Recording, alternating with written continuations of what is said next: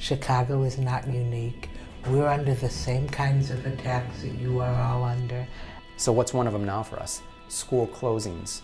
Our unelected Board of Education is threatening to close 100 schools and open 60 charter schools. We're fighting back. Chicago is still debating school closings, but here in Philadelphia, the School Reform Commission just voted to close 23 schools.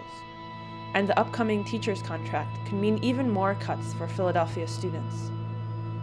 As communities across the country continue to fight for their right to an education, many are looking to the example set by Chicago's public school teachers.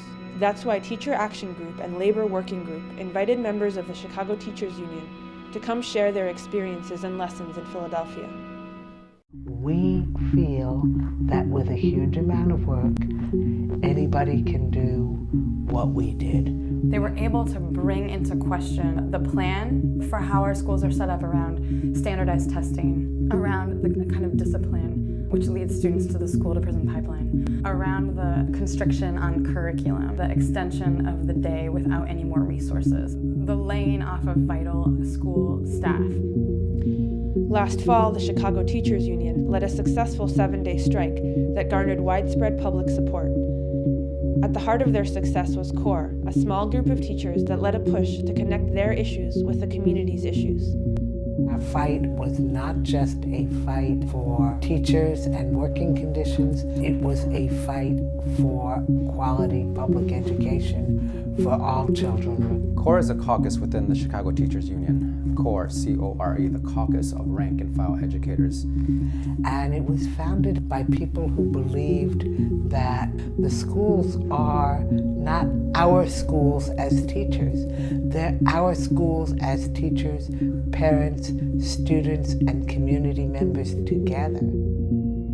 You know, they say students' learning conditions are our working conditions. It's about what is the purpose of education in our city, what do our students and our schools and our communities deserve, and how do we, as the teachers here and as a union in solidarity with each other, how can we push and use our numbers to make sure that everyone on my hallway is a part of this at my school, and that we contact all of our students' parents and we bring them in too. We also knew that our enemies would be painting a picture of us as greedy teachers who didn't care about anybody else, and we knew that the best way to answer them was to be standing there arm in arm with our allies, showing whose side we were on and who were we fighting for.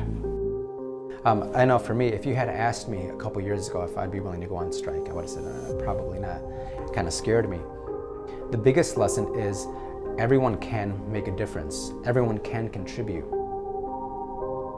Anyone from, the kindergarten teacher who's been teaching for 3 years, to the janitor, to, the lunch ladies.